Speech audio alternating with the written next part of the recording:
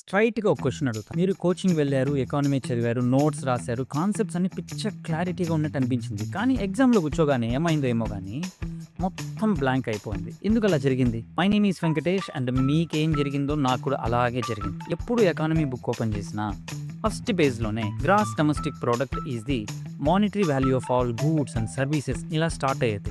వెంటనే పేజ్ తిప్పేసేవాడిని. కాసేపు అయిన తర్వాత ఆ బుక్ కూడా క్లోజ్ చేసేసేవాడిని. కానీ ఒకరోజు ఏమైందంటే అమ్మ కిరాణా షాప్‌కెళ్ళి రాగానే అరే బియ్యం ప్రైజెస్ మళ్ళీ పెరిగాయిరా అంది. నాకు అప్పుడు వెంటనే స్ట్రైక్ అయింది ఏంటంటే అవును ఇదే కదా ఇన్ఫ్లేషన్ అంటేనే. సో ఇప్పుడు జాగ్రత్తగా ఆలోచిస్తే ఎకానమీ అనేది మన టెక్స్ట్ బుక్స్‌లో కాదు మన ఇంట్లోనే ఉంది అనే విషయం అర్థమైంది. అప్పటి నుంచి నేను ఎకానమీని మన రియల్ లైఫ్ కాన్సెప్ట్స్‌తో, రియల్ లైఫ్ ఇన్సిడెంట్స్‌తో లింక్ చేయడం స్టార్ట్ చేశాను. నాన్న సాలరీ తక్కువైందా? రెసెషన్. గవర్నమెంట్ రోడ్స్ వేసిందా? Fiscal policy. పెట్రోల్ ప్రైసెస్ పెరిగాయా? Cost push inflation. మన ఈఎంఐ పెరిగిందా? రెపో రేట్ హైక్ అవ్వడం.